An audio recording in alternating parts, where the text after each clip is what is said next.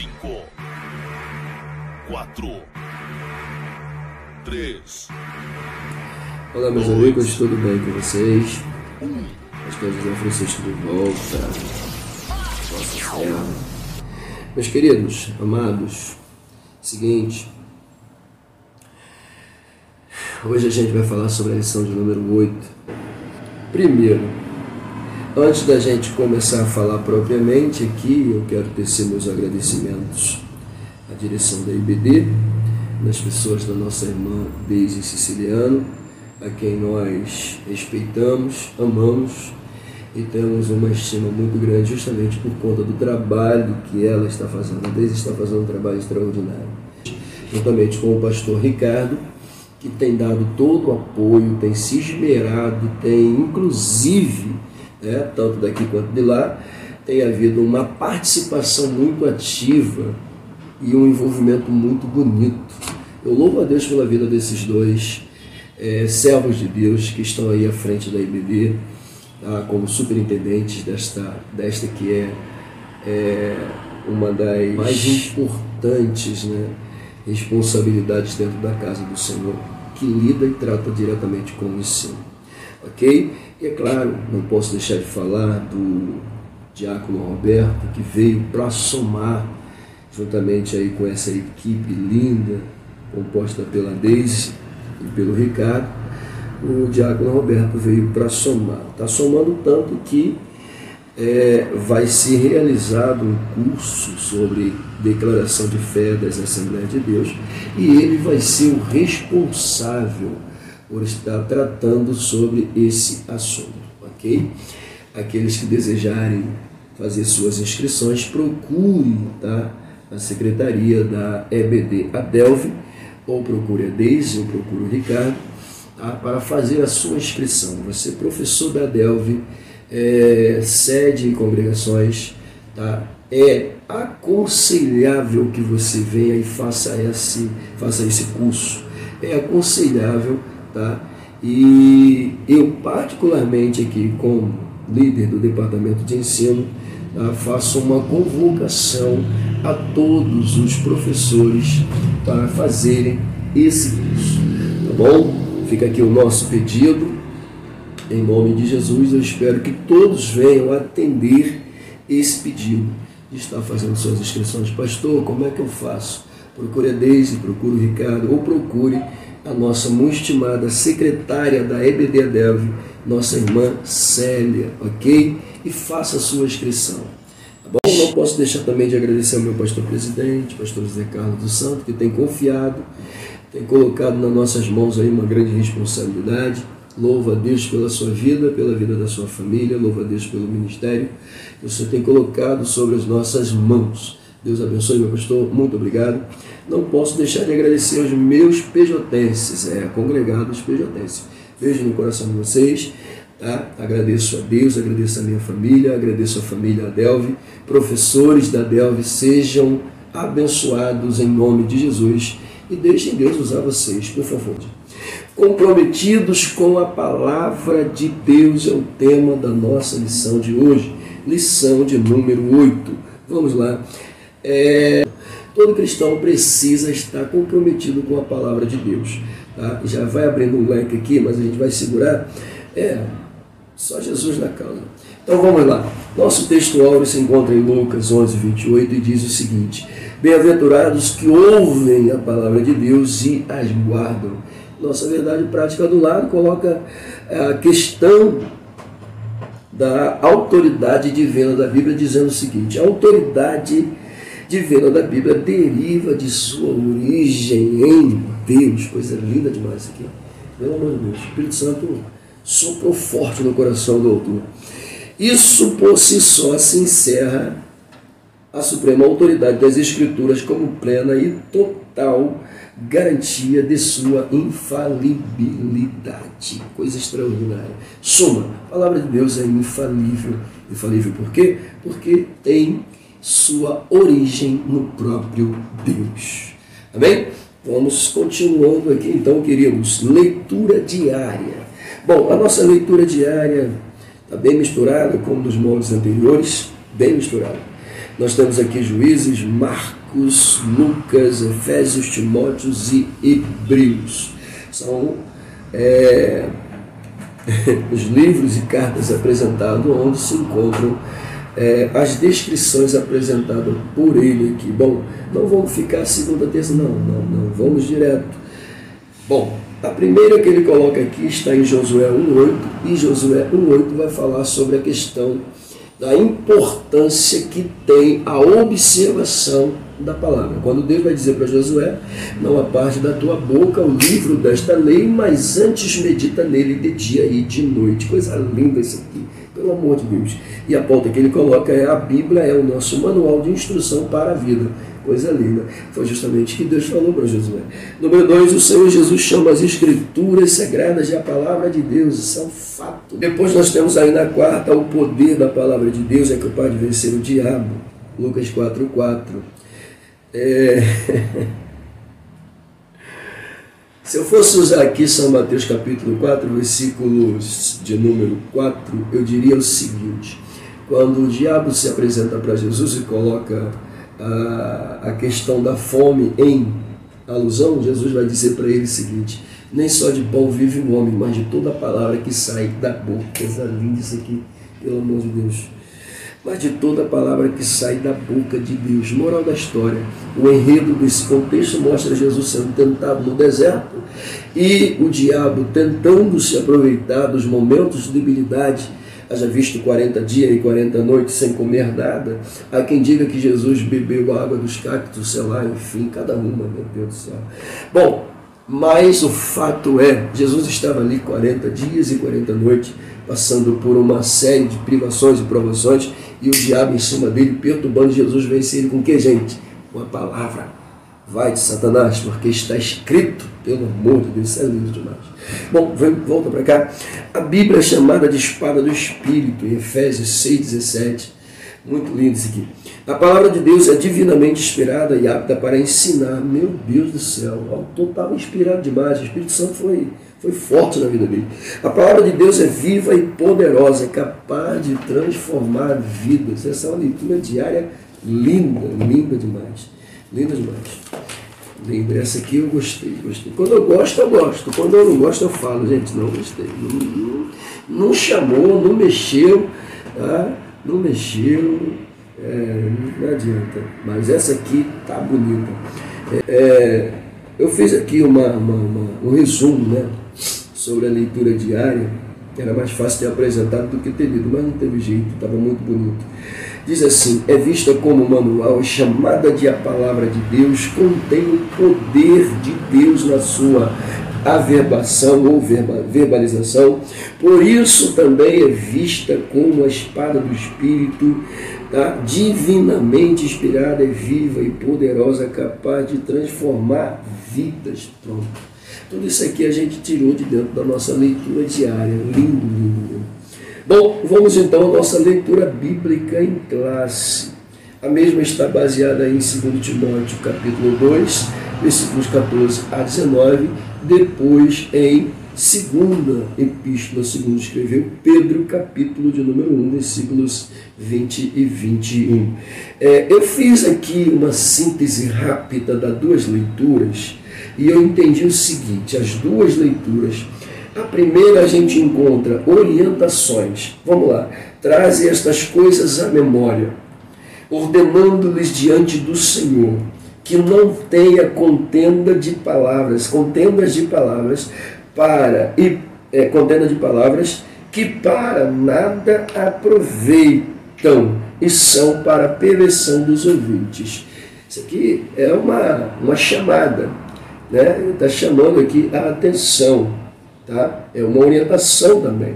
Mas vamos lá: procura apresentar-te a Deus como obreiro aprovado, que não tem do que se envergonhar, que maneja orientação, que maneja bem a palavra da verdade. Mas evita os falatórios profanos, porque produzirão maior impiedade. Está vendo aqui? Orientação, conselho, tudo misturado. E a palavra desses roerá como gangrena, entre as quais são Emineu e Fileto. os quais se desviaram da verdade, dizendo que a ressurreição era já feita, e perverteram a fé de alguns. Olha a maldade desses dois elementos, gente. Pelo amor de Deus. Pastor, isso não acontece? Acontece, gente.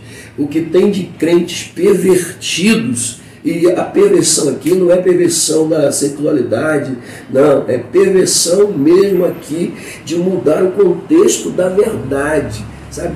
Tem sim, tem. Esses dias entrou aí um elemento no meu canal, lá na página lá do Facebook, na página que eu tenho dos pregadores, um indecente me entra para querer discutir Bíblia comigo, ofendendo, tá, o pastorado, a liderança das igrejas, e dizendo que Yahu, né, não elegeu pastores, falso profeta. E eu tinha acabado de pregar sobre isso na terça-feira. Entendeu? São os desigrejados da vida, como disse meu pastor presidente, são desigrejados mesmo, pelo amor de Deus. Não, porque Jesus não fundou a igreja, Yahu não fundou a igreja, blá blá blá, etc e tal. Eu falei para ele: meu querido, o que Jesus disse? Jesus disse que a casa dele seria chamada casa de oração. O que Jesus disse para Pedro? Pedro, sobre esta pedra edifico a minha igreja. Ô fariseu, tu está lendo aonde? Que Bíblia tu está lendo para dizer que Jesus não falou sobre igreja? Ô praga, me irrita essas coisas, gente. Entendeu? Ele queria discutir comigo. Eu falei, quando eu fui lá, eu olhei a foto do cara, anunciou. Eu falei, meu Deus, eu vou perder tempo com isso não, pelo amor de Deus. Entendeu? Anunciou já, pelo amor de Deus, gente, vigia. Entendeu? Por que eu estou falando para vocês aqui. Eu acabei de ler, tá? Tentando perverter, ainda vem lá na minha rede, no meu canal, falar um monte de baboseira. Falei, ó, bloqueei logo, falei, vamos tirar esse negócio daqui, entendeu? Porque a gente está pregando aqui uma mensagem debaixo da graça, pela autoridade do Espírito Santo. Esse fariseu fala besteira. Teve outro que veio e queria discutir, dizer que é religião. Eu falei, meu querido, você está cego por acaso? Você não está vendo o que a religião está fazendo, não? Onde o cristianismo entra, a pobreza acaba, miserável. Só você que não vê, entendeu? O cristianismo, entendeu? Ele transforma a vida, entendeu? A Bíblia transforma a vida. É porque onde a religião chegou, a pobreza continua. Só se for na tua cabeça, a pobreza espiritual que está sobre a tua vida. Vem falar besteira para José, não. Pelo amor de Deus. Fico irado com umas coisas dessas. Deixa eu terminar, né? Meu Deus do céu. Todavia, o fundamento de Deus fica firme. Essa é a ideia. Ficar firme. Um bando de fariseu aí querer mudar o contexto, desigrejado, querer falar besteira. Fala besteira para lá, ô atribulado. Todavia, o fundamento de Deus fica firme. Fica firme. Firmeza. Tendo este selo, o Senhor reconhece os que são seu. Pronto. E qualquer que profere o nome de Cristo, aparta-se da iniquidade. Isso, pelo amor de Deus. Orientações, conselhos. Aí a gente vai para a 2 de Pedro 1, 20 e 21. E a gente abre. Logo de cara. Sabendo primeiramente isto, que nenhuma profecia das Escrituras é de particular interpretação. Olha aí. Porque Yahu, porque Ishaú, sei lá o quê, nem lembro mais. O outro aí, PVT aqui, sai para lá, coisa ruim. Porque a profecia nunca foi produzida por vontade de homem algum, mas os homens santos de Deus falaram inspirado pelo Espírito. Coisa linda demais. Lindo. O que a gente encontra então na leitura bíblica? Em classe, orientações, conselhos e a eficácia da palavra de Deus. Resumiu tudo lindo, professor. Aí, pronto. Se quiser ler, eu sempre falo, não leia, mas se quiser ler, pronto. Resume-se tudo em quê? Orientações, conselhos e a eficácia. Tudo isso dentro desse contexto apresentado aqui, a gente já descobre. Então, aqui eu já começo a perceber a importância de estar comprometido com a palavra de Deus. Lindo demais. Pelo amor de Deus, lindo demais. Vamos lá, esse lindo demais vai pegar. Vamos lá. Depois da nossa leitura bíblica em classe, na semana passada eu nem falei dos objetivos, mas vamos falar dele hoje, né? Nós temos aqui os objetivos geral e os específicos. O geral vai dizer o seguinte: demonstrar o nosso compromisso com a palavra de Deus. Os específicos, afirmar a autoridade da Bíblia, mostrar o zelo pela boa doutrina. E 3, pontuar os cuidados quanto aos modismo. Tópico de número 3, a gente vai falar sobre isso. Eu acho que isso aqui vai dar o que falar, pelo amor de Deus. Bom, nós temos aí então um interagindo com o professor. Eu sempre falo que é importante os professores darem uma observada nisso aqui, tá? Leiam pelo menos, tentem extrair alguma coisa, tá? Porque tem assunto bom aqui. Ele começa já com a expressão que eu usei, né? Tá? É o compromisso, o comprometimento com a palavra de Deus. E aí como é que fica? Eu dando uma olhada lá e observando, eu coloquei assim: a preocupação com a palavra de Deus, que é o que ele coloca também, gera compromisso, pelo amor de Deus, gente. A preocupação com a palavra de Deus gera compromisso, pelo amor de Deus. Isso é lindo demais. Gera compromisso, gera intimidade e nos aproxima mais, tá, da presença dele, de Deus. Aleluia. Glória. Lindo, lindo, lindo. Vamos lá. Vamos para a nossa introdução, né? Finalmente a gente chega na introdução. A introdução vai dizer que nós somos apegados à palavra, na verdade. Uma vez apegados à palavra, nós buscamos orientação. Sim, claro que buscamos, mas a orientação onde a gente busca do Espírito Santo. É claro, eu preciso entender que o Espírito Santo ele foi quem inspirou os santos homens de Deus a redigirem esse livro sagrado que nós chamamos hoje de Bíblia, ok? Haja visto que isto aqui é um compêndio de 66 livros sacros. Inclusive a co-irmã até aumentou mais, parece que 7 ou 8 livros, né? Mas isso aqui tem 66 livros sacros, abençoados, tá? E eles não entram em contradição, tá? Eles não discutem um com o outro, pelo contrário, há uma coesão entre eles. Isso aqui é muito lindo. E o que é mais interessante é saber que o Antigo Testamento é a base que compõe o Novo. O novo existe por causa do antigo. É uma coisa extraordinária isso aqui. O novo depende do antigo para estar de pé. O novo é para a gente, óbvio. Na sua maioria é escrito para a gente.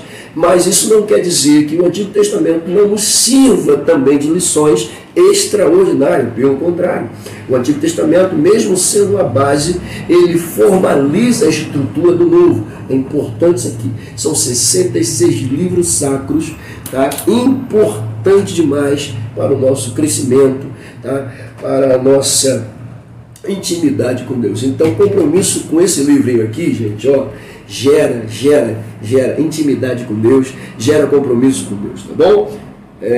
Gera. Não aparta da tua boca o livro desta lei, antes medita nele de dia e de noite, disse Deus a Josué. Lindo demais. Aonde? Já falei, se não me engano. Josué 1, versículo 8. Pelo amor de Deus. Se eu fosse falar do Salmo 1 ainda, nós encontramos uma descrição do salmista no versículo de número 2, falando sobre a questão de amar a palavra. Pelo amor de Deus, é lindo demais. Então, o compromisso com a palavra é importante, ok? E é claro, todos esses 66 livros aqui escritos foram inspirados pelo Espírito Santo. Devo buscá-lo? Claro. Pedir orientação a ele? Claro. Por quê? Porque foi ele que inspirou. O que eu não entendo, ele vai me dar um entendimento. O que eu não sei, ele vai me esclarecer. O que eu preciso aprender, ele vai me ensinar. Então, pelo amor de Deus, gente, compromisso com isso aqui. Eu amo isso aqui.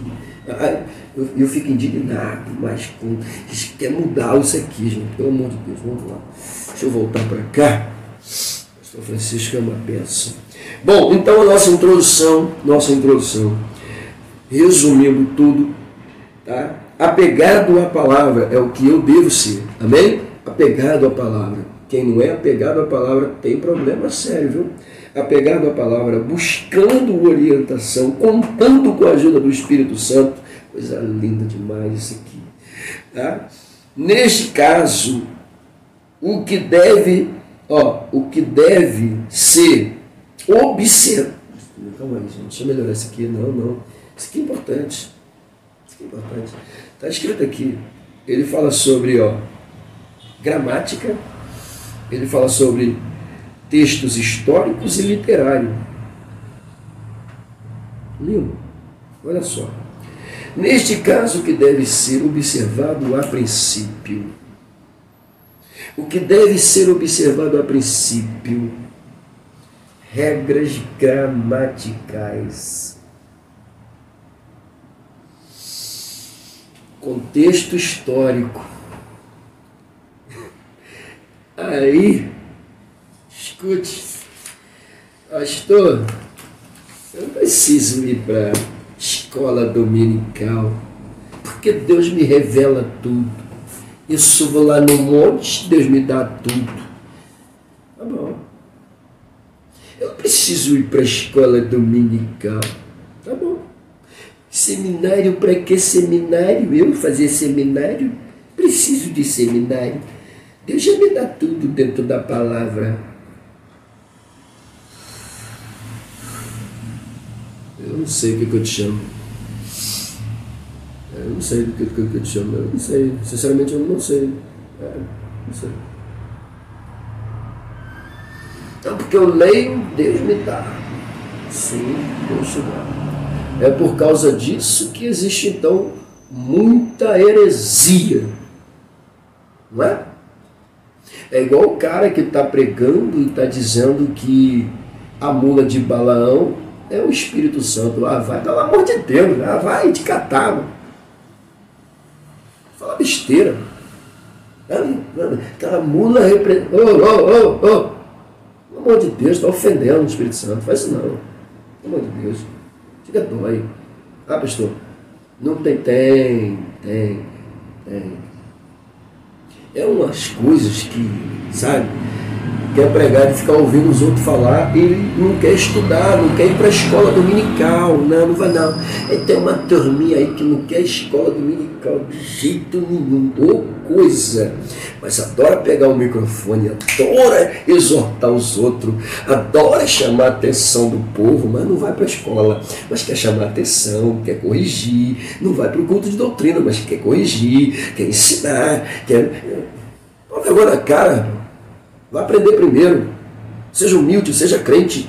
Vá para o seminário, vai aprender. Não sabe nem falar direito, quer chegar cheio de autoridade, cheio de gestos, cheio de atitude. Porque, irmão, fala aí pro teu irmão do teu lado. Fala o quê, meu irmão? É assim, porque bababá, tem nem autoridade para falar nada. Não aprendeu, não estudou, não correu atrás, não se aperfeiçoou. Tá achando que o cristianismo é oba-oba? Toma vergonha na cara, vai estudar, pronto, falei. Tem um monte aí. E vou mexer mais ainda. Não é só irmãozinho que está lá embaixo que não quer ir, não. É obreiro, tem uma vergonha na cara. Tem que ter seminário. Vai para o seminário estudar. Ou então vem pelo menos para a escola. Ainda quer dar aula. Pelo amor de Deus. O assunto mexeu, chamou. Não quer vir para a escola. Se acha no direito de pegar microfone, falar todo errado. Entendeu?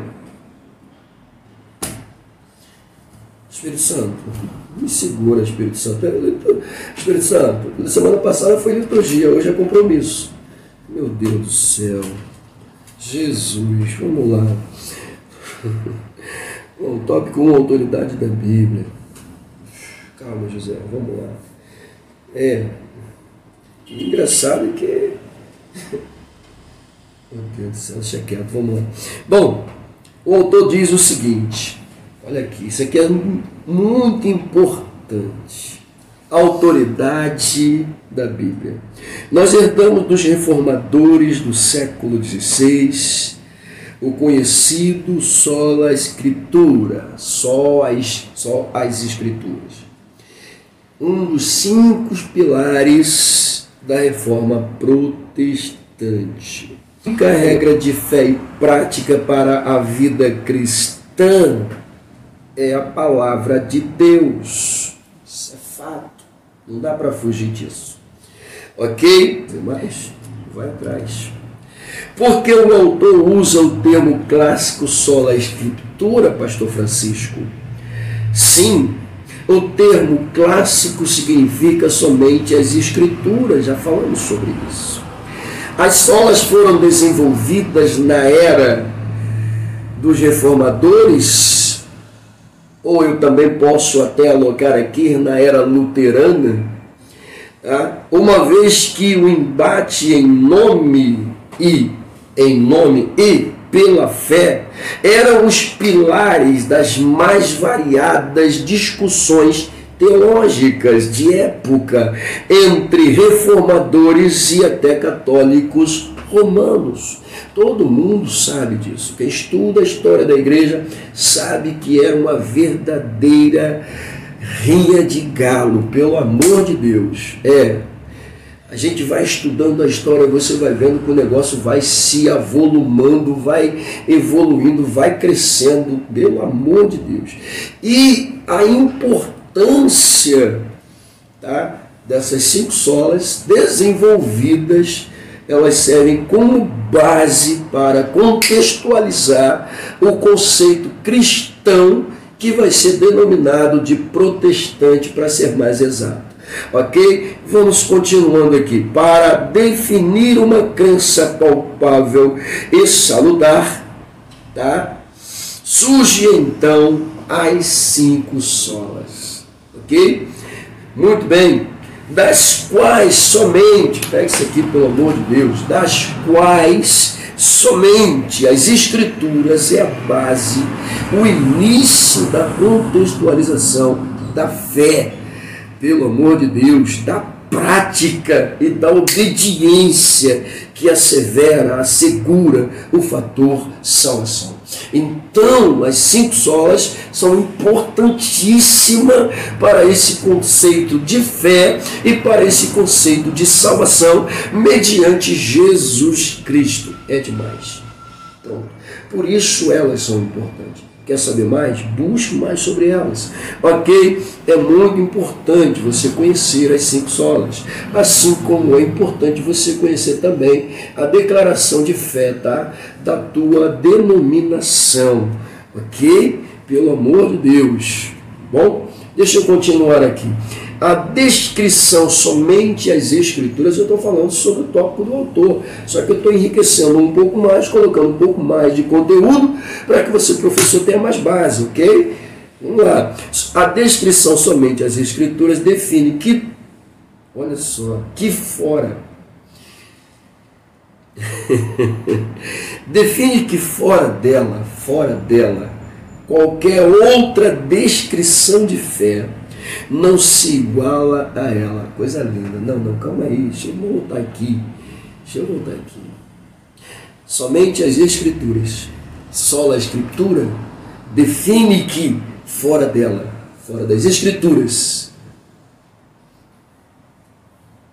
qualquer outra descrição de fé não se iguala a ela. Eu vejo isso quando Paulo está escrevendo para os crentes da Galácia, né? Logo no capítulo 1, é lindo demais o que Paulo coloca ali.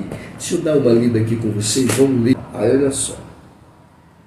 Maravilho-me que tão depressa passasseis daqueles que vos chamou a graça de Cristo para outro evangelho. Olha.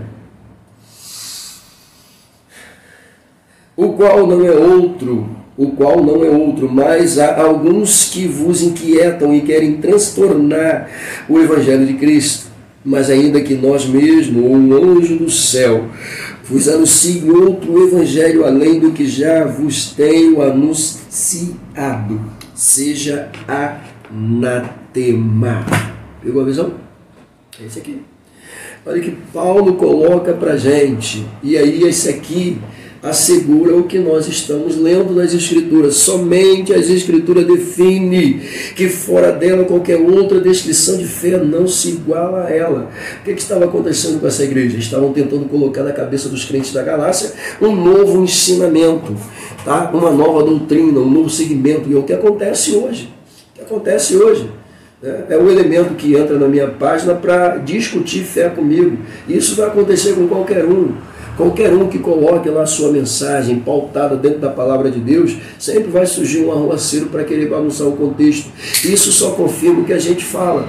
Ou seja dentro da igreja, seja fora da igreja, isso só confirma o que a gente está falando aqui. São elementos desigrejados, são elementos que não têm compromisso com a igreja, diz que a igreja é errado, diz que pastor é errado, e está escrito na palavra, tem pastor para lá, tem pastor para cá, o próprio Deus escolheu o pastor no Antigo Testamento, o próprio Deus se colocou como pastor, Jesus se coloca como pastor, e Jesus mesmo vai eleger pastores, e aí surgem os manés da vida, querer discutir Bíblia, vai discutir com o outro lá, pelo amor de Deus. Aí é o que eu falo.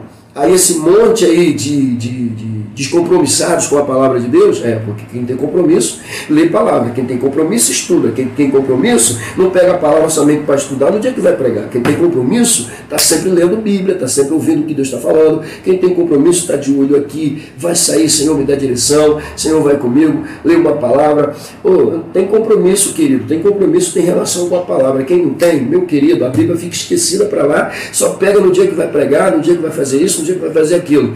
Belo exemplo seu, viu? Parabéns para você. Aí surge um fariseu desse da vida aí, entendeu? Para discutir com você, você não tem argumento, não tem base, não tem estrutura, não sabe o que responder. É simples assim. Faz-me lembrar da história da irmã, aluzida aí pelo grande pregador, onde o testemunho de Jeová tentando convencer ela, e ela não, está errado. Está errado. Por que está errado? Não sei, está errado, só sei que está errado. Ela não sabia, ela não tinha conhecimento de causa, entendeu?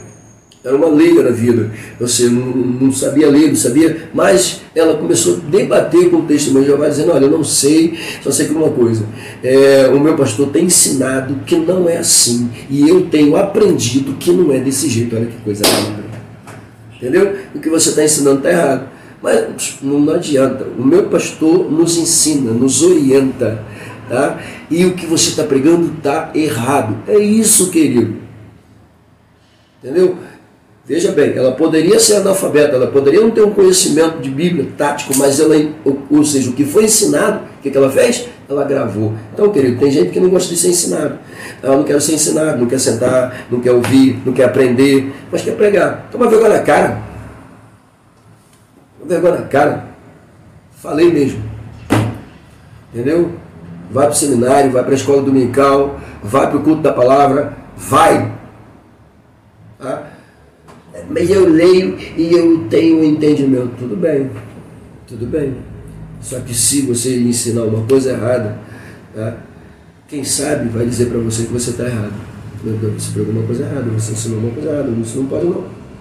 Entendeu? Então cuidado.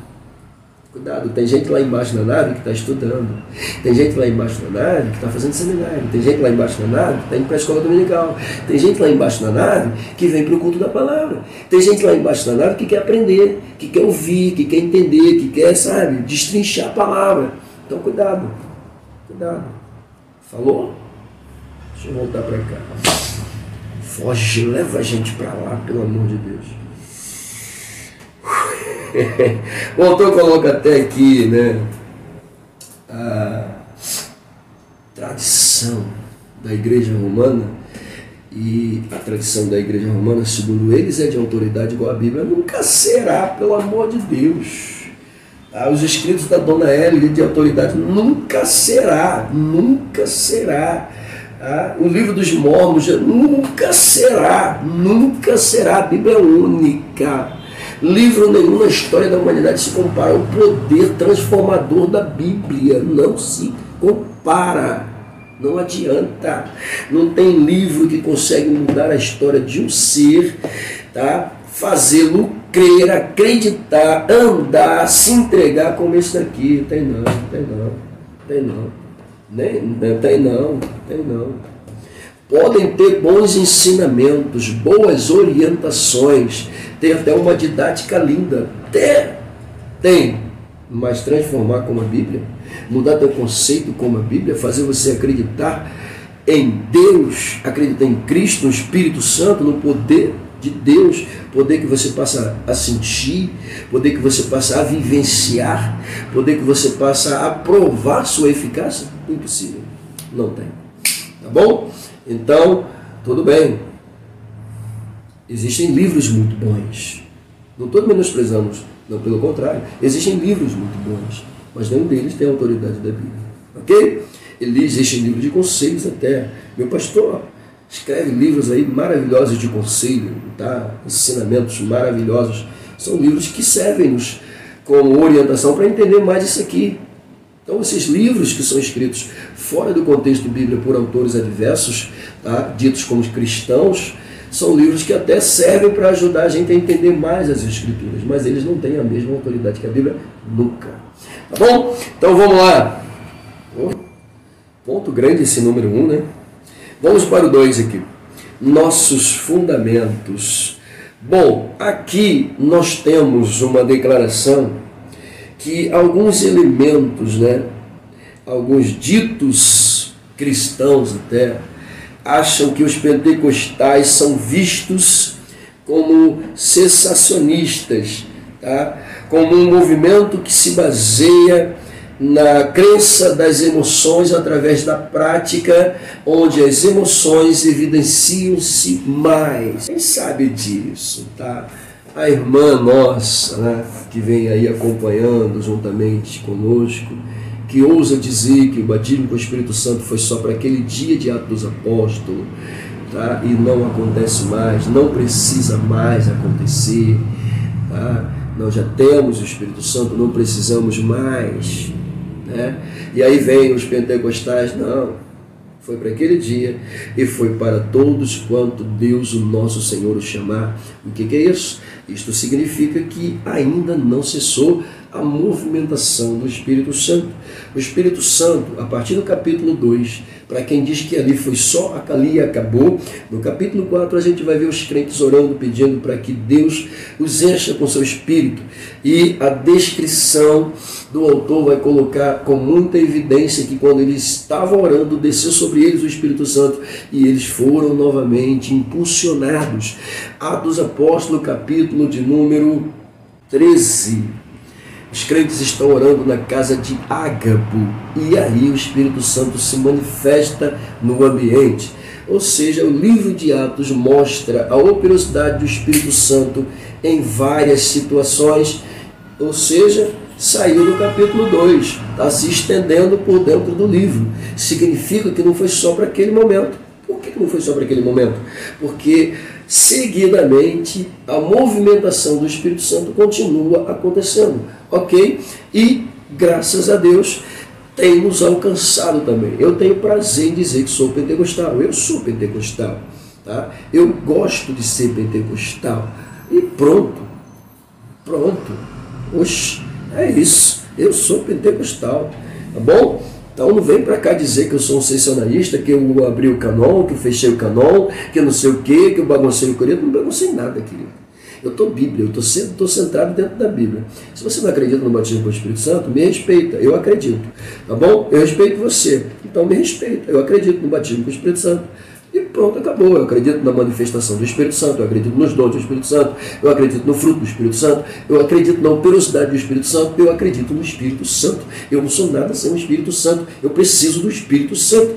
Ele fala comigo, eu falo com ele, me responde, ele me dá diretrizes, me dá missão, ele me orienta, ele é o meu guia, ele veio para isso. Foi o que Jesus disse, convém que eu vá, porque se eu não for, ele não vem. Olha que maravilha, aí Jesus está dizendo, eu preciso ir para que ele venha. Ele veio, e Jesus vai dizer com muita propriedade, quando ele chegar, quando ele vier, ele vai vos ensinar em tudo, vai convencer do pecado, da justiça e do juízo. Lindo demais isso aqui. Então, meu querido, me respeite. Professores, fiquem à vontade para esmiuçar muito mais, eu vou apenas para a parte... a nossa fonte de autoridade que está aqui, ele fala sobre isso. Qual é a minha fonte de autoridade, gente?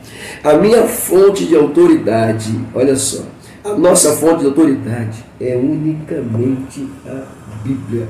Aonde que eu descubro que eu tenho poder e autoridade para expulsar escorpiões e serpente? Aqui. Quem foi que declarou? Jesus. O que Jesus é? O tema central das Escrituras, de Gênesis a Apocalipse. Jesus está dentro dela.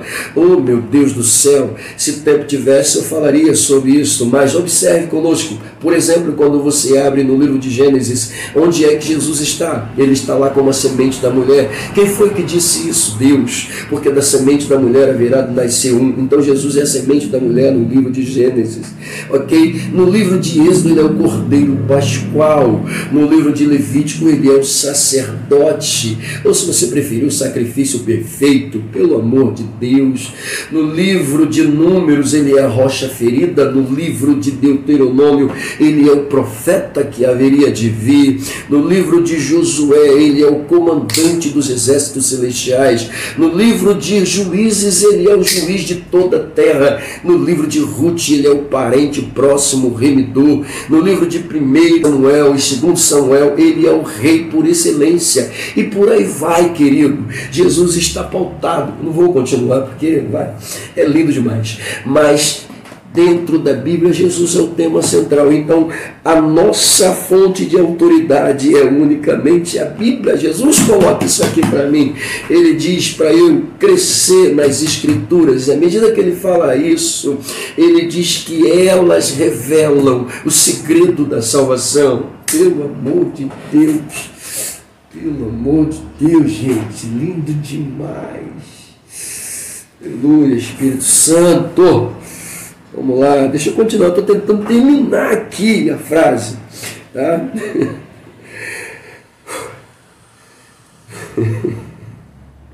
Ele continua, acho que eu estou conseguindo, vamos lá.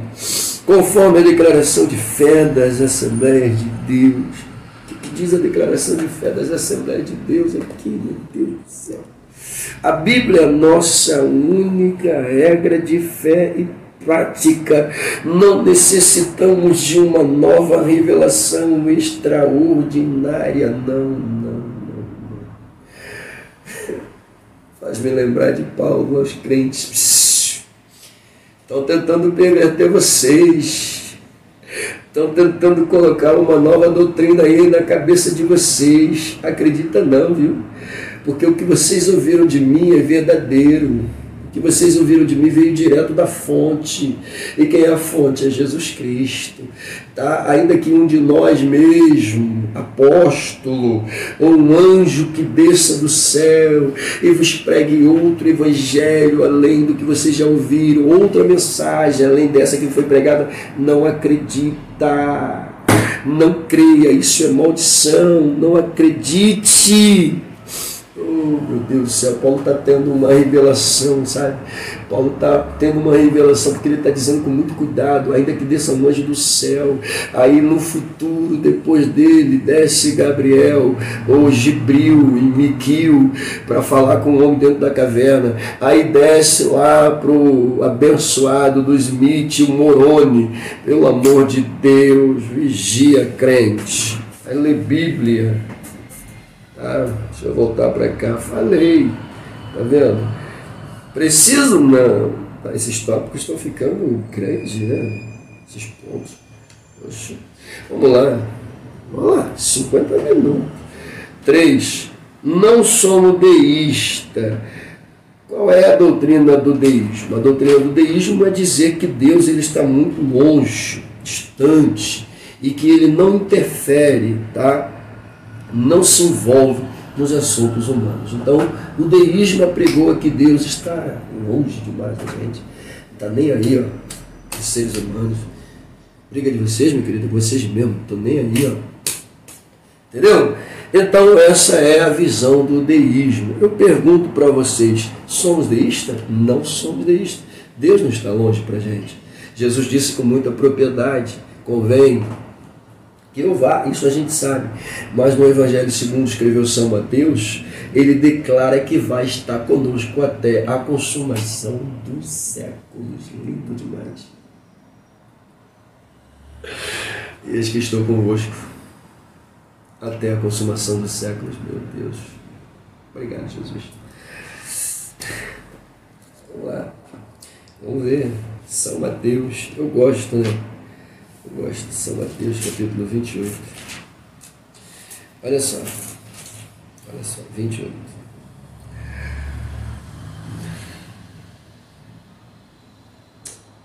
Versículo 20. Vamos para o 19, né? Portanto, ele disse a todas as nações, batizando-as em nome do Pai, do Filho e do Espírito Santo, ensinando-as a guardar todas as coisas que eu vos tenho mandado. Olha só que versículo lindo. E eis que estou convosco todos os dias, até a consumação dos séculos. Lindo demais. Lindo demais. Lindo demais. Então, não somos deístas, meu querido. Deus não está longe, Deus está perto. Ok? Maravilha de Deus. Isso aqui é lindo. Deixa eu ver o que eu botei aqui. Não somos deístas. Cremos que Deus está perto, tá? E se relaciona conosco através das Escrituras, das revelações e das manifestações do Espírito Santo. Maravilha, coisa linda, através dos dons e do fruto, que é o que o autor coloca aqui para a gente. Amém? Professores, fiquem à vontade. Deixa eu ir lá para o tópico de número 2. Olha, não deveria demorar tanto assim, mas acabou, né? Vamos lá. Bom, zelo pela doutrina é a base da nossa aplicação. Nós temos 3 pontos aqui. E o autor começa na sua prévia falando sobre a importância, tá, de zelar pela doutrina. E ele vai dizer com muita propriedade que o zelo que temos pela doutrina, tá, legaliza literalmente a nossa defesa de fé. Ou seja, faz uma ligação com o termo apologético. Por quê, pastor? A apologética visa defender aquilo que você acredita, defender a sua fé dentro do nosso conceito teológico. O nosso conceito teológico tem a apologética como defesa da fé. Então, ao zelo pela doutrina, por sua vez, liga-nos a essa questão da defesa da fé, ou se você preferir, a apologética. Ok, queridos? Muito bem, ele começa a sua prévia falando sobre isso. Então é importante que os crentes conheçam melhor o pensamento bíblico. É importante que os crentes tenham um relacionamento com o pensamento bíblico, pelo amor de Deus. Está vendo aqui? A gente volta a falar sobre aquela pauta que apresentamos. A importância de ler a palavra, a importância de cultivar um relacionamento com a palavra, a importância de fazer com que a palavra viva dentro de você, pelo amor de Deus. Isso é lindo demais.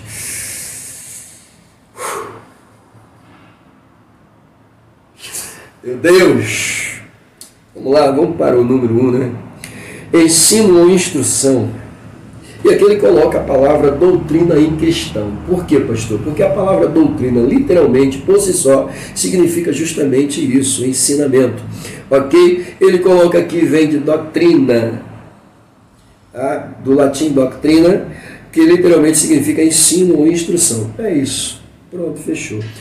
Tá? O que é a doutrina bíblica? Instrução, ensinamento. Jesus, isso é lindo demais. Ok? Pastor, o que foi? Eu tenho que ter um relacionamento com o pensamento bíblico, com a doutrina bíblica. O que eu faço? Simples aqui, ó. Atos dos Apóstolos, capítulo 2, versículo 42. Qual era a função, qual era o trabalho, qual era a obrigação dos primeiros crentes? Perseveravam, olha o que ele vai dizer, perseveravam na doutrina. E detalhe, era dos apóstolos. Mas entenda uma coisa, a doutrina dos apóstolos aqui é a palavra de Deus. Os apóstolos estavam pregando quem? Deus. Falando de quem? Jesus. De quem? Dos profetas. De quem? Da palavra do Senhor, do evangelho, do poder, da eficácia. A doutrina dos apóstolos justamente porque Jesus, ele pega o seu ensinamento, ele pega a sua doutrina, ele insere no conceito apostólico, e os apóstolos agora, como enviados, missionários, têm a obrigação de dar continuidade aos ensinamentos de Jesus. Por isso que é descrito como doutrina dos apóstolos. Vamos melhorar isso aqui mais um pouquinho. A palavra apóstolo, oriunda das originais gregas, tá? Ela trabalha, a igreja ortodoxa grega, melhorando isso aqui, trabalha com o termo apóstolos, usando a expressiva missionários. Obviamente, Obviamente, o termo apóstolo ou nome apóstolo, tá? Ou título apóstolo, está alocado a nada mais, nada menos que o missionário. O que faz o missionário? Ele vai, ele se lança, ele leva, ele cumpre o seu chamado. Isso é o que? Um enviado de Deus. Então, automaticamente a expressão, a doutrina dos apóstolos é a doutrina dos enviados, a doutrina dos missionários. Missionários de quem? De Jesus. Dos enviados de quem? De Jesus. Pelo amor de Deus, coisa linda demais. Muito bem, meus queridos, fiquem à vontade, esmiuçem mais, eu vou para o número 2. O conteúdo da fé. Muito bem, quando eu li esta pauta do autor, tá? Eu encontrei o seguinte: a palavra doutrina se aplica também a um corpo básico e coerente do ensino cristão. Óbvio, claro. Se em cima a gente viu que a palavra doutrina está relacionada ao ensino e à instrução, obviamente o conteúdo da fé que a gente extrai de dentro dela, a gente obtém por meio de quê? De ensinamento, óbvio. Ou seja, nós aprendemos, a palavra nos revelou, a palavra nos ensinou, a palavra disse. Então, o nosso conteúdo de fé veio até nós por causa de quem? Por causa da palavra, ok? Por causa da palavra. Muito bem. A fé vem pelo quê? Pelo ouvir. O que? A palavra de Deus. É isso. Então, querido, o nosso conteúdo da fé, tá? A palavra doutrina se aplica também ao corpo básico e coerente. Claro. Tá? Então, mais uma vez, ele coloca aqui em evidência a importância do termo doutrina dentro do conteúdo do ensinamento, ok? Por que doutrina? Quando a gente fala de doutrina, logo a gente pensa na rigidez das expressões que eram usados pelos nossos pais, né? Mais antigos do que nós, até chegar à nossa atualidade. Havia o que? Havia um peso na questão da palavra doutrina. Quando se falava em doutrina, pensava-se logo em usos e costumes. Fato. Quando se usava a palavra doutrina, o que se pensava? Usos e costumes. Tá? E dentro dos usos e costumes, então, vinham aquelas pancadas fortíssimas, ok? Então a gente pensa logo nesse sentido, mas na verdade não é isso, tá? Não é isso. Aquilo é costume. Doutrina é ensinamento. Doutrina não tem nada a ver com costume. Doutrina é instrução, ok? Então, claro que o costume acaba entrando dentro da doutrina, mas não pode interferir na doutrina, porque doutrina é palavra, doutrina é ensinamento, doutrina está relacionada à palavra de Deus. Pegou a visão? Então vamos lá, não vamos entrar nos pormenores aqui não. Domingo a gente fala sobre isso se der tempo. Muito bem, vamos para o nosso ponto de número 3. Professores, fiquem à vontade, tá? Porque essa questão da doutrina aqui é muito importante a gente conhecer a palavra de Deus, é importante a gente ser instruído, é importante a gente ser ensinado, meu Deus do céu. Para no mesmo ponto, né? É importante a gente ser instruído, ser ensinado, ser instruído. É importante a gente aprender, é importante demais a gente aprender. Por quê? Porque quando você aprende a doutrina, você aprende o conteúdo da palavra. Quando você aprende o conteúdo da palavra, você não fica usando falas ou falácias ou falatórios profanos, você não bagunça o coreto, porque você está polido pela palavra, ok? Então é importante, pelo amor de Deus, tá? Que se observe, que se aprenda a palavra de Deus, tá? Para não incorrer em riscos, tá? Absurdos de estar ensinando heresias. Tá bom? Então fiquem à vontade, meus lindos perfumados professores. Deixa aí para o 3 a nossa confissão de fé e a Bíblia. Bom, a nossa confissão de fé não é de autoria particular. Claro que não, óbvio, claro que não. A minha confissão de fé é de autoria particular, claro que não. A minha confissão de fé, ela está baseada no que eu creio, de onde veio a fonte, da palavra. E eu creio em quem? Na palavra. O que ela me fornece? Ela me fornece conteúdo. Quando eu tenho conteúdo, eu obtenho o quê? Fé. Ok? Quando eu obtenho fé, eu acredito no que está escrito nela. Ok? Muito bem. Então a nossa confissão de fé não é de autoria particular em hipótese alguma. Em hipótese alguma. Ok? Bom, a nossa declaração de fé ocupa extraordinária importância na vida da igreja, diz o autor. Continuando. como sumário doutrinário da Bíblia, e ajuda para a sua compreensão, além de servir como proteção contra as falsas doutrinas. Lindo demais isso aqui. Que isso, gostei. Deixa eu ler com mais calma. A nossa declaração de fé extraordinária de fé ocupa extraordinária importância na vida da igreja, como sumário doutrinário da Bíblia e ajuda para a sua compreensão, além de servir como proteção contra as falsas doutrinas. Ok? Muito bem, coisa linda demais. Fiquem à vontade, tá bom? Deixa eu sair daqui, vou lá para o tópico de número 3. Bom, aqui no tópico de número 3 a gente encontra cuidado quanto ao esmodismo. Gente, eu acho que aqui o negócio vai pegar, viu? Vai pegar. Prepara a muleira, viu? Prepara a muleira que o negócio vai pegar aqui. Bom, os nossos cuidados com a doutrina devem ir além do combate aos modismos e servir para defender. Mais uma vez a gente vem aqui falar sobre apologética, né? Defender a nossa fé de seitas e heresias, gente. Por que é importante, a gente frisa, por que é importante o aprendizado? Pelo amor de Deus, crente, coloque isso na tua cabeça. Por que eu tenho que aprender a palavra? Para, crente, de ser ignorante. Não vou não. Vai 2 dias, não quer ir mais. Mas não.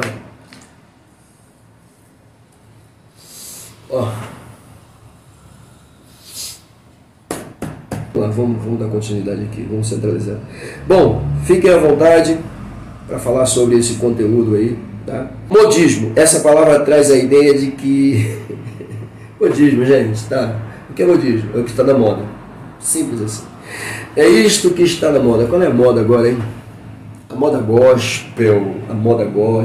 Qual é a moda gospel do momento? Jeitos, trejeitos e conceitos. Moda gospel. Eu te pergunto, quem é mais importante? São as modas ou a doutrina? Bom, o autor coloca pra gente aqui que a moda gospel ela é um vento, né? Um vento de doutrina. E esse vento de doutrina vem e vai. Tá? Nesse vem e vai eu te pergunto, o que se aproveita? Por exemplo, ele coloca aqui pra gente, eu vou ler com vocês. Quem não se lembra, olha o que ele vai dizer, do dente de ouro. Tinha esse movimento. Alguém fala do dente de ouro? Tinha também a unção do cai-cai. Quem lembra, né? Botava a mão, puf. Lá em Camboriú era um tal de crente cair ali. Pelo amor de Deus, Jesus do céu. Não vou dizer que às vezes a unção venha sobre a tua vida, você consiga ficar, às vezes cai. Mas era um tal de cai-cai, era pum, cai. Não é assim não, querido. Toca, pum, tá caindo. Cai. Ai, meu Deus. Tínhamos até um apelido na nossa igreja de uma irmã que a gente chamava de irmã Caicai. Só via caindo. Nem tocava, caiu. Calma, crente. Para com isso. Para de... irmão Caicai. Passou. Vento. Sopro santo. Vai cair agora. Moleque. Jesus. Misericórdia. Desculpa a expressão, tá? Pelo amor de Deus. Modismo é um caso sério, pelo amor de Deus, gente. Pelo amor de Deus. Esses dias, já é antigo isso aí. Eu estava vendo isso aqui depois que eu comecei sobre a liturgia na semana passada. Eu estava vendo uns vídeos antigos aí. O irmão pulando no mistério, não sei qual tempo, pegou a cadeira, botou na cabeça e começou a pular com a cadeira. Pelo amor de Deus. O outro vai para o meio da igreja e começa a tocar. Eu falei, Jesus, que isso, gente? Meu Deus do céu, Jesus me ajuda. Modismo, gente, modismo. Aí o nego aproveita, né? Faz um meme com aquilo ali. E, pelo amor de Deus, gente. Cada uma que me acontece.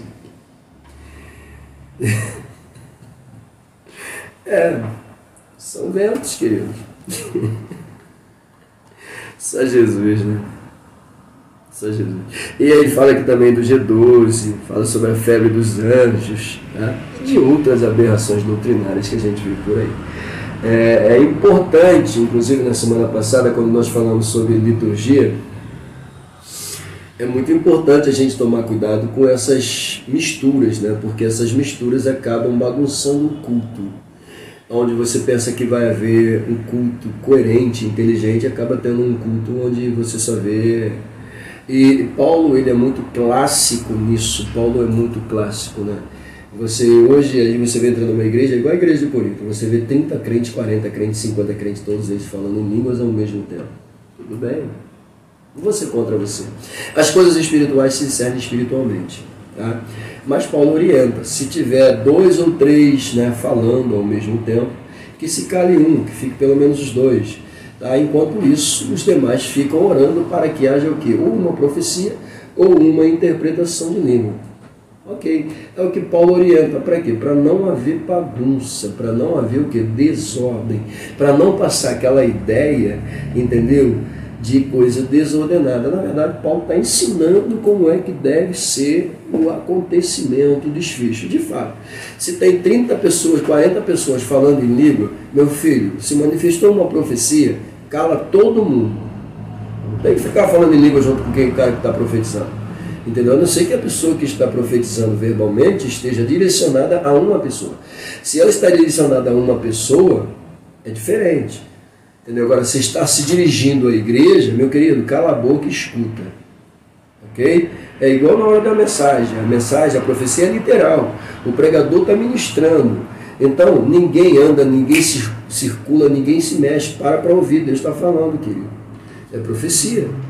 Deus está falando. Ok? Se levantar, pede licença, mas não vai embora, volta, tá? Porque tem uns fariseus aí que saem, principalmente o pessoal aí que gosta da... Eu louvo a Deus pelos nossos músicos que não tem esse mau costume, tá? De tocar, sair na hora da mensagem e não voltar mais. Eu louvo a Deus pelos nossos músicos, tá? Não tem esse mau costume, gente. E músicos da casa, não cultivem isso, pelo amor de Deus. Cantou, fez a sua parte, terminou, fica no culto e escuta a palavra. Não saia não. Saia não que é feio. Tá bom? Então, ó, meus músicos aí, ó, parabéns para vocês. Tá? Pelo menos os que eu estou vendo que não fazem isso, eu parabenizo. Lá na PJ, os nossos não saem. Tá? Artuzão, ó, fica firme ali ouvindo até o final. Maravilha. Tem que ser assim, meu. Saiu na hora da... Tá errado. Está errado lá fora, meu filho. Qualquer pensamento tira a tua atenção. Então, dentro da igreja, focado, ligado na palavra. Pegou a visão? Muito bem. Vamos lá. Número 2. Procura apresentar. Isso aqui é lindo, né? Procura apresentar-te a Deus como obreiro aprovado. Lindo demais. Procura apresentar-te a Deus aprovado. É o número 2. Eu já até coloquei o obreiro aprovado, né? Bom, aí ele vai dizer que essa qualificação vem do Espírito de Deus. Apresentar-se a Deus aprovado significa estar disponível, ok? Testado e aprovado por Deus e reconhecido pela igreja. Lindo demais isso aqui, lindo demais. Eu acho que eu até fugiria da ética se eu deixasse de ler isso aqui, tá? Muito bom isso aqui, muito bom. Porque ele tem essa preocupação de o elemento ser apresentado, aprovado, testado e aprovado por Deus e reconhecido pela igreja. Por que ele tem essa preocupação de mencionar isso para a gente, o autor? Muito bem. Por quê? Por quê? Porque o cristianismo sempre enfrentou grandes enxurradas de heresias, desde a igreja primitiva, onde ele diz que a igreja enfrentou uma avalanche de aberrações doutrinárias ensinadas por falsos mestres, não é muito diferente da nossa atualidade. Na nossa atualidade, a gente continua ainda tendo que bater de frente com algumas delas. E detalhes, elas entram sutilmente dentro da igreja. Quando você vê, ela já fez uma panela e já bagunçou o coreto. Isso acontecia.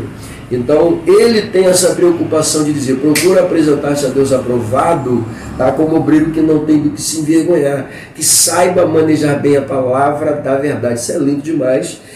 Aí a gente já vai para o 3. O 3 vai dizer, como obreiro que não tem do que se envergonhar. A gente já até falou sobre isso. Tá? Ele coloca aqui, está aqui o termo obreiro, tanto em grego quanto em português, vem de obra, trabalho, verdade. Então, quando a gente fala de obreiro, a gente fala de trabalho, fala de obra, a gente fala de serviço, ok? Essa é a alusão real disto aqui. Só que ao mesmo tempo que fala de obra, trabalho, serviço, fala tanto em área secular, como também dentro da área teológica e dentro da área espiritual, ou dentro da igreja, como você preferir, da melhor maneira possível. Tá? Ele vai dar para a gente isso aqui, tanto no sentido literal, tá? Como trabalhador do campo, e no sentido metafórico, comparativo, tá? A todos que se dedicam à obra de Deus. Pegou a visão? É isso aqui. Tá bom? Então é muito importante. Ele coloca aqui mais uma pauta que, sempre quando vai falar sobre a declaração de fé, é importante que a gente não atropele, não deixe de falar, tá? Eu sempre tenho procurado mostrar a nossa declaração de fé quando ele coloca aqui na lição. E ele está muito embasado nela, tá, gente? Muito, muito embasado. E ele coloca aqui, a nossa declaração de fé afirma, o termo obreiro é genérico e é usado praticamente para todos os cargos e funções da igreja. Verdade, verdade, verdade. O pastor é um obreiro, o evangelista é um obreiro, o missionário é um obreiro, o presbítero é um obreiro, o diácono é um obreiro, o que trabalha, o que se dedica, o que lidera um departamento é um obreiro, é uma obreira. É isso, todos somos obreiros. Procura apresentar-te a Deus como obreiro, tá? Como obreiro aprovado, que não tem do que se envergonhar. Bom, continue. Número 4, que maneja bem a palavra da verdade. Ele coloca aqui o verbo grego para manejar, ortotomeu. Está quase falando mistério, mas vamos lá. E o termo significa literalmente fazer um corte ou corte reto, tá? Fazer um corte em linha reta, pelo amor de Deus. Isso é lindo demais. ABC, vamos lá. Eu separei uma pauta aqui, eu queria dividir com você. Vamos ver aqui.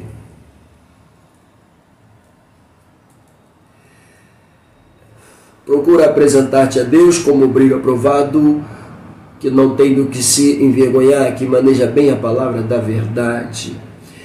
Aí a gente observa a palavra, a gente sabe que a palavra ela é considerada como a espada do Espírito, e como espada do Espírito ela está à disposição do crente para ser usada a qualquer momento. Pegou a visão? Então o crente, o obreiro, o servo, precisa estar condicionado a usá-la com maestria. E como é que a gente faz isso? Primeiro a gente aprende a usá-la. A gente não sai usando uma espada sem saber usá-la. A gente precisa treinar, saber lidar com a espada, saber atacar com a espada, saber se defender com a espada, saber aonde empunhar a espada para que ela não caia da sua mão. Ou seja, você precisa ter empunhadura, você precisa ter força, destreza, habilidade, uma série de outras qualidades que envolvem o fato de se lidar com a espada. Entenda isso. Essas qualidades que você coloca para lidar com uma espada e saber lutar com ela, a mesma deve ser alocada de forma comparativa ao conteúdo Bíblia, uma vez que a Bíblia é considerada uma espada. Ou seja, eu preciso treinar, eu preciso aprender, eu preciso saber como lidar com essa espada, eu preciso saber usar essa espada. E a forma como eu sei usar, ou como eu aprendo a usá-la, me torna um obreiro qualificado, que não tenho do que me envergonhar. Isso é lindo demais. Escute isso aqui. Olha só. A palavra procura, nesse sentido aqui, eu quero enriquecer um pouco mais para você. A palavra procura vem da expressão grega espaudação. A palavra ficou meio inglesado, né? Espaudação. Significa apressar-se, ser diligente. Olha que coisa linda, ser diligente. A palavra procura, apresentar-te, está dizendo o seguinte: apressa-te, tá? Seja diligente, pelo amor de Deus. Tá? Então procura, meu querido, se apresentar ao Senhor. Por quê, pastor? Porque manejar bem requer habilidade, destreza e capacidade. Tá bom? Pegou a visão? Fazer um corte em linha reta. Fique à vontade. Bom, não vou usar mais o conteúdo que está aqui não, vou deixar para vocês, caso vocês queiram usar. Tá bom? Eu acho que já foi o suficiente. Tá? Mas vamos para a conclusão, e a conclusão vai dizer o seguinte: nós temos compromisso com a palavra de Deus e cremos que ela é a única revelação de Deus escrita para a humanidade. Fato, com certeza. Nós temos esse relacionamento com a palavra, nós acreditamos nisso. E o nosso relacionamento com a palavra prova-nos por si só que ela é a palavra de Deus. E ela sendo a palavra de Deus, ela é a fonte que eu preciso para estar de pé diante de Deus. Isso aqui é importante demais. Tá bom? Fica claro que nenhuma outra literatura exerce a mesma autoridade que a Bíblia sobre as nossas vidas. Hipótese alguma, nenhuma outra, né? Aí a gente volta aqui a falar sobre, tá, os escritos e sobre o livro, tá? Não são de autoridade igual à Bíblia nunca, tá? Nunca. Nem o que foi revelado por Miquil nem por Gibril tem a mesma autoridade que a Bíblia tem, tá? Moroni, tá, disse para lá, para o seu Joseph, não tem. Primeiro que Moroni já está tudo errado aí. Se mereceu um tempo maior para a gente falar um pouco sobre Moroni, tá? Então, meus queridos, eu termino aqui, tá, agradecendo pela atenção que vocês irão dar a esta gravação, a este vídeo, e dizendo que precisamos estar muito atento com relação ao que foi nos dito aqui em relação ao aprendizado, em relação à importância de se dedicar, a importância de zelar, a importância de ter compromisso com a palavra. E eu termino dizendo que compromisso com a palavra, tá? Ou seja, quando eu procuro ter compromisso com a palavra, eu procuro me aproximar mais de Deus. Fechou? Deus te abençoe e até a próxima. Beijo no seu coração. Pastor José Francisco, ou J. Silva, se você preferir, se despede de você dizendo: deixe o seu like, faça a sua inscrição. Se quiser, deixe um comentário aqui no EBD Adelphi. Bom, EBD Adelphi é a sua nova casa. O J. Silva é apenas um parceiro, mas se quiser deixar o seu like também, fique à vontade. Deus te abençoe e até a próxima.